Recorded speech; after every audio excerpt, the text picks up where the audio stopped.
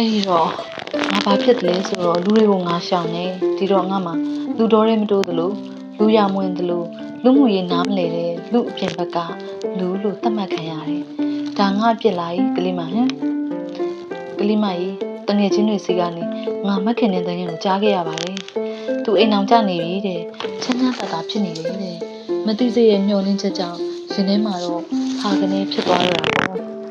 လေဒါပေမဲ့တွေးပြီးသားပါလေသူ့အပြစ်မဟုတ်ပါဘူးငါပြစ်နေငါဘာတက်နိုင်မှာလဲမဟုတ်ဘူးလား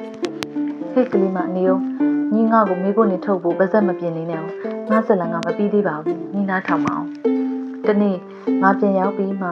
လူတွေသူတွေကိုပထမဆုံးစသွားတယ်စကိုင်းတောင်ဟိုနရုဒရာကြောင့်ကစားသမားကြပြသမားတွေစုံကြတဲ့ကထိန်ပွဲကိုငါသွားခဲ့တယ်သွားတော့အဲ့ဒီမှာတစ်ပင်ရိပ်ကလေးတစ်ရိပ်အောင်မှာအပေါင်းအသင်းတွေနဲ့စကားဝိုင်းဖွင့်နေကြတော့လူငယ်လေးတယောက်ငါပြီးနောက်ဖြတ်ဆိုရောက်လာတယ်ဆရာကျွန်တော်ကြပြရေးပါလေဆရာကြပြလေးကိုအင်မတန်ကြိုက်တဲ့သူပါလေသူ့နာမည်လေးလည်းပြောတယ်ငါကခင်ခင်မင်မင်နှုတ်ဆက်စကားပြန်ပြောတာပေါ့လေလူငယ်လေးကခေါင်းလေးတင်းတင်းနားထောင်နေရကရုတ်တရက်သူ့လွယ်အိတ်ထဲကစာအုပ်ကလေးတစ်အုပ်ထုတ်လိုက်ပြီးငါ့ကိုပြတယ်ဆရာဒီစာအုပ်ကလေးကိုမှတ်မိလားဆရာလေငါရဲ့ပထမဆုံးကြပြစာအုပ်လေးကိုငါမမှတ်မိပဲရှိပါမလားဒါပေမဲ့သူငယ်လေးကစာအုပ်မျက်နှာပုံလေးကိုလှမ်းပြီးပထမစာမျက်နှာလေးကိုလည်းဒီမှာကြည့်ပါဦးဆရာလေးလို့ပြောလိုက်ရောကလေးမကြီးငါတကူလုံးတုံသွားတယ်